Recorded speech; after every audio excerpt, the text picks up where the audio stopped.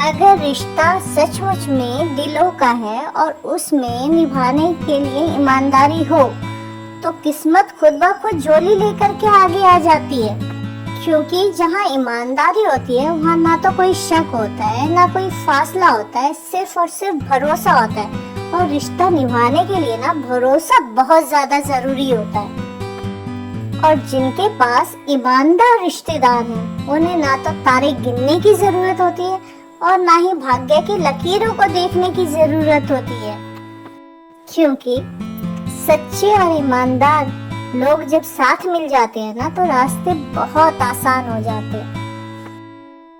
इसे हम एक कहानी के थ्रू समझने की कोशिश करते हैं। रामपुरा में राम और शिवा दोनों दोस्त थे। बचपन से ही साथ में खेलते पढ़ते और ऐसे करके वो बड़े हुए और साथ में ही उन्होंने जब बड़े हो गए तो बिजनेस खोला।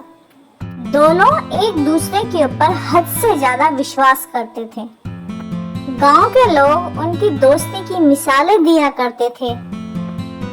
दोनों को ही अपने भाग्य से ज्यादा एक दूसरे के ऊपर भरोसा था। पर कुछ समय के बाद उस गांव में एक बाहर से कोई बिजनेसमैन आया। उसने उन दोनों की दोस्ती देखी और एक दूसरे का भरोसा देखा तो उसे तोड़ना चाहा। उसने गांव में अफवाह उड़ा दी कि राम पैसे छुपा कर रखता है और शिवा के साथ बेईमानी करता है।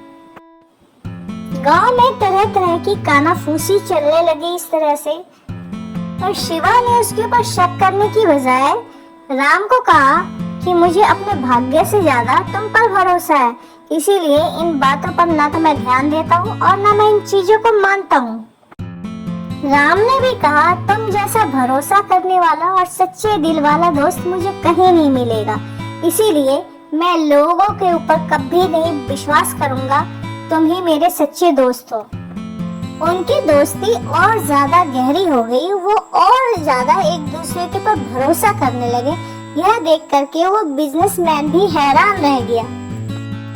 लोगों को समझ में आ चुका था कि इनका भरोसा और विश्वास और ईमानदारी एक दूसरे के लिए इतना अधिक है कि इन्हें कोई भी नहीं तोड़ सकता।